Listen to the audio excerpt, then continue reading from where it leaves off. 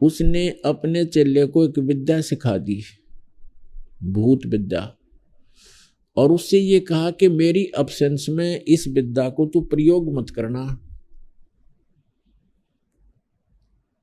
तो गुरुजी के कहने से चेला स्वीकार किया कि अच्छा जी।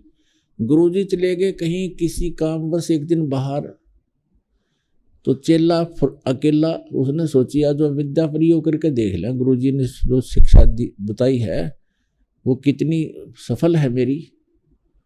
उसने वो मंत्र बोल दिए, वहां सामने एक जंद खड़ा हो गया आके, जंद,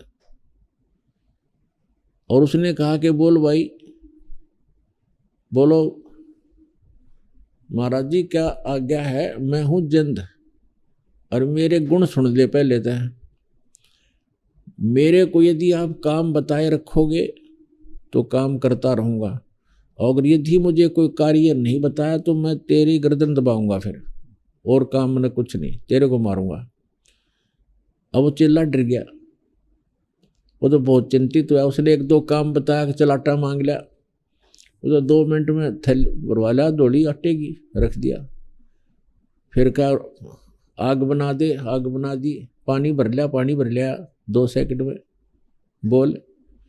उन्होंने सोची भाई तो बड़ा कसुत्ता काम। बोला कपड़े धो दे, वो कपड़े भी धो दिए 2 मिनट में। अब उसकी गिगी बंदगी के बताऊं इसने, इतने वो चेला गुरुजी आगे दौड़ के उसके चरणों में पड़ गया और कहा गुरुजी मेरी रक्षा करो, मुझे बचाओ। गुरुजी कहने लगे भाई वह विद्या प्रयोग कर दी। तूने कहा जी गलती होगी मेरे पे, गलती कर दिया आपने, यह नहीं करनी चाहिए थी, और मेरी जान बचाओ भगवान ही तो न्यू कह है, या तो काम बताना तुझे मारूंगा। काम मैंने सारे करवा लिए इससे।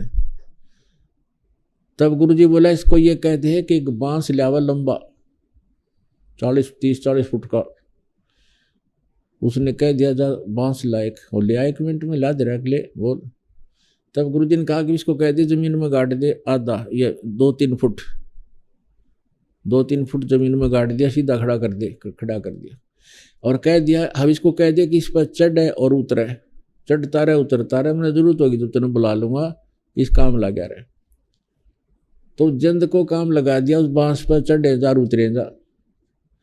तो इस मन को इस परमात्मा के नाम के बांस पे इसको लगाए रखोगे तो ये शांत रहेगा, नहीं तो आपने कहीं ना कहीं ये घसीट ले जाएगा, मर्यादाहीन करा देगा, संसारिक चोचलों में आपको फिर से लगा के भक्तिहीन कर देगा।